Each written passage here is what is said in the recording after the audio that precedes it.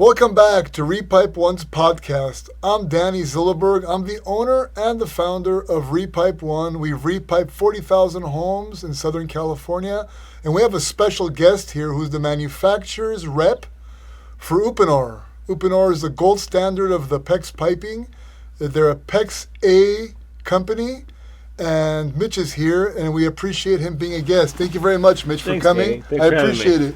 We would like to talk about Uponor PEX, and I'll give some history about Uponor PEX. And late 2009, Governor Arnold Schwarzenegger allowed the PEX pipe to come and to be mandated in California. And PEX was like a brand new thing in California because all 49 states allowed it. California was the last one for some reason, and they allowed it in California. And I called up Uponor myself back in 2009 and said, hey guys, there's a really big repipe industry here in Orange County, and especially in South Orange County where the water condition is horrible. They have a high content of chloramine. Chloramine is a combination of chlorine and ammonia. And when chlorine and ammonia are combined, it's chloramine, and it eats up the copper pipe. And when it eats up the copper pipe, it causes a slab leak. And when the house has a slab leak, the customer has to reroute the system, and we have to use a better material, which is a PEX pipe, which is made by Uponor. They offer a 25-year warranty on the material. We give a lifetime warranty on the installation. So the job is bulletproof after we're done. We make sure the client is happy. So basically, the pipe was allowed over here. Uponor was aware there's a repipe industry over here, and the copper pipes were deteriorating, and they're still deteriorating right now in this region, in South Orange County. And now it's moving over to Riverside County and the city of Riverside as well. And Riverside County and the city of Riverside have the worst water condition in the country. Number one and number two. Those two are basically the worst water conditions in the country, and it's eating up the copper pipes there as well, and we're using Uponor. I want Mitch to speak about Uponor and the history of Uponor and the warranty of Uponor and all the good stuff that this company only has to offer, which it does. Thanks, Danny. Yeah, so Uponor's been around since the late 60s, and it's a product that nowadays is used in all new construction across the country. So it is not a foreign product nowadays. It's used. Copper used to be the gold standard, and now it's really PEX, and Uponor is the gold standard of domestic water plumbing applications. And Danny was really pivotal back in the early 2000s, helping us for the early adoption in California, and he really helped with Repipe One to bring that adoption to Southern California. And like Danny was talking about, we do have a 25-year warranty. So the warranty is 25 years. That's for all the Uponor products. Now the warranty changes if you start mixing and matching products. So let's say you use our pipe with somebody else's fittings, that warranty could deteriorate down to 1 year at worst. So really, when you're using an Uponor system, you want to make sure you use all Uponor components, just like Danny here does with Repipe One, and that way you maintain your entire 25-year warranty with us, the manufacturer. And then obviously you have the warranty through Danny as well on the labor side. So. Right, yeah, the copper pipe gets deteriorated a lot, and you could see the green stuff inside the copper pipe, and that eats up the copper pipe, and that's chloramine inside here. So we're not using this. This is junk already in this region. We're only using the PEX pipe. 99% of all the clients in South Orange County and Riverside are using the PEX pipe, and it's Uponor as well. That's their preferred choice, and that's our preferred choice as well. We would like to talk about, we have here homeowners. They also have a responsibility when they're using any plumbing system. If they're using copper, they're using PEX, they have to make sure their water heater is under the right temperature, and also they have to maintain their pressure regulator too to make sure the pressure is okay, because it's like driving on the freeway at 95 miles an hour with your car. You can, but you're not supposed to, because you're wearing out the car. You're probably going to crash into somebody, and you're probably going to get a ticket. That's right. So, I mean, you could put your temperature on your water heater very high, but it's not recommended because it eats up any potable water system. It doesn't matter what it is. So Correct. what could you say about that? Yeah, so it's really important, industry standards on water heaters, if it's a tankless or a tank water heater, doesn't matter. Really want to maintain at the the factory setting. So the factory setting is typically between 120 and 130 degrees. Is typically where we want to have the water heater sit.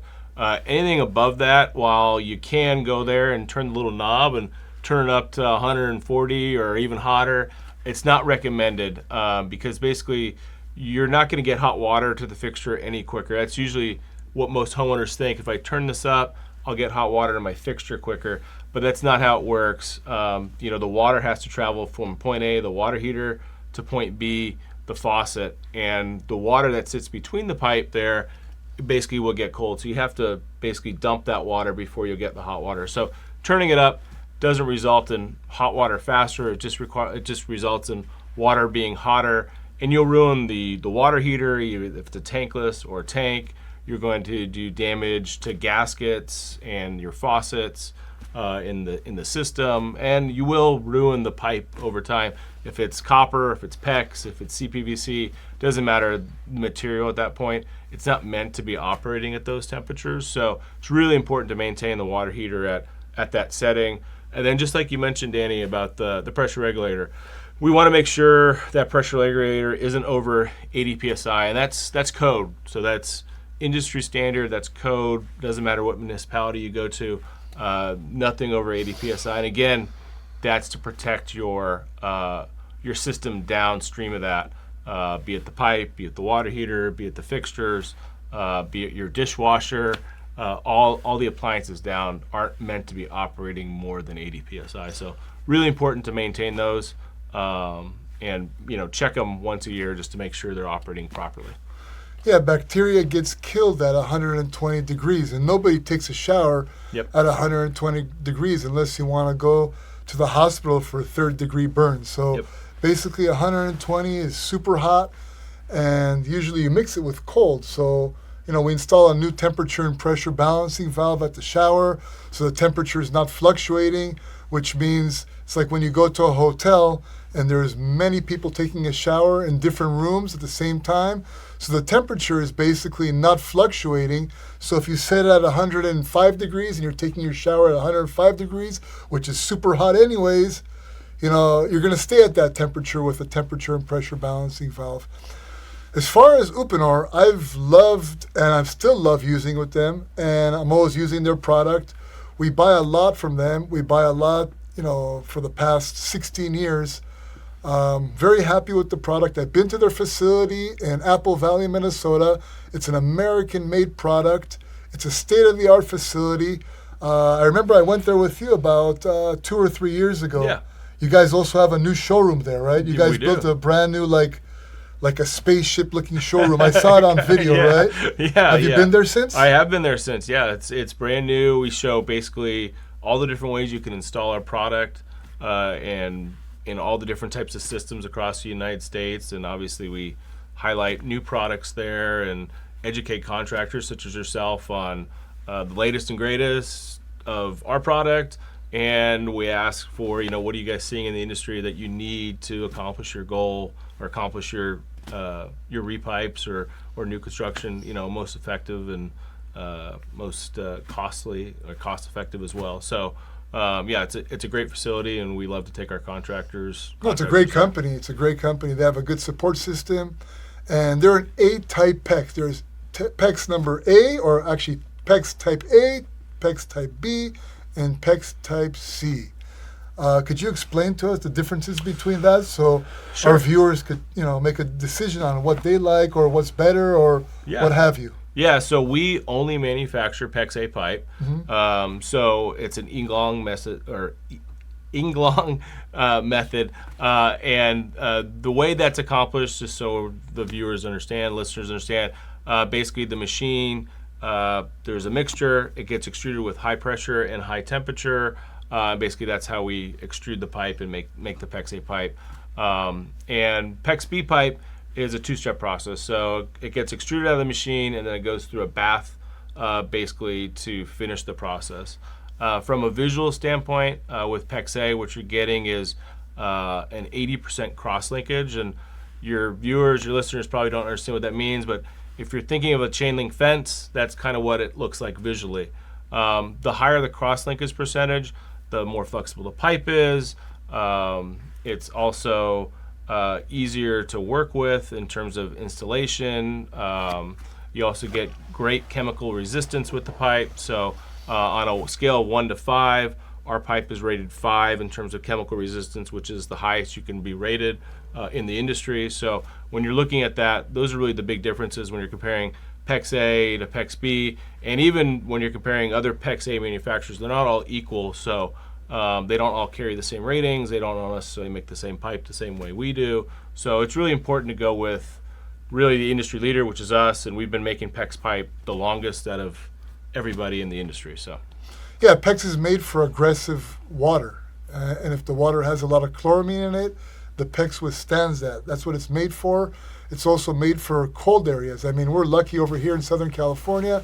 We don't have any cold weather, but it's made for the Midwest, and that's correct, originally, yeah. It's from Helsinki, Finland. That's where basically yes, you really did your research. Yes, yeah, no, I love Danny. the company. Yeah. I love Uponor. It's an amazing company, and I want to give some disadvantages about the copper pipe.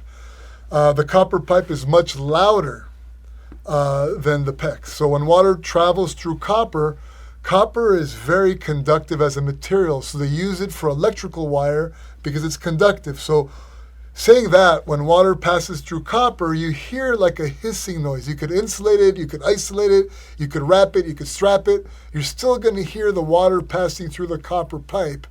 And there's also something called hammer. So basically water hammer. So when the copper pipe is basically shut off quickly. In other words, let's say you have a fixture in the house and it turns off very quickly, like a dishwasher or an ice maker or a washing machine. When they shut off, there's a thump at the end. I mean, we install a hammer arrestor on that fixture, which detonates that thump, but the copper kind of amplifies it, and you hear that boop, boop. On the PEX pipe, it's beautiful. There's no noise. The water's traveling quietly. There's no water hammer. There's no callbacks. The customers are happy. We love the product. I'm a big Uponor fan. I've been an Uponor fan for 16 years. I'm going to continue doing this for the next 25 years. And it's a great company. I appreciate you, Mitchell, for coming out here. Appreciate it. Representing Thanks, your company. Appreciate you having us. Uponor is a great company, American-made. Is there anything you want to tell our viewers how to reach Uponor, if there's any questions about the product or any support for you individually? Yeah, so if you guys, obviously, if you ever need a repipe, call Danny here. So, but if you ever need to reach Uponor itself, obviously you can go to uponor.com. So, a lot of people say, it's easy to get in contact with us there, right? We have our phone number there, as well as our customer service number and technical service number. So if there's ever an issue with the product, if you have Uponor, obviously you can reach out to Danny and he'll help. But sure. You can obviously reach directly out to us, and we'll help you guys out as well. Is there any social media that you know, or Yeah, online? we have full social media: Instagram, Twitter, Facebook, LinkedIn. So we have all those. Obviously, just look under Uponor and it'll pop right up. So yeah, Mitchell's been very helpful for us. Everybody in the Uponor team has been very helpful for us. Our suppliers have been very helpful with Uponor. It's an amazing company. I appreciate your guys' time for watching our podcast at Repipe One, repipe1.com, 866-REPIPE1. Thank you very much.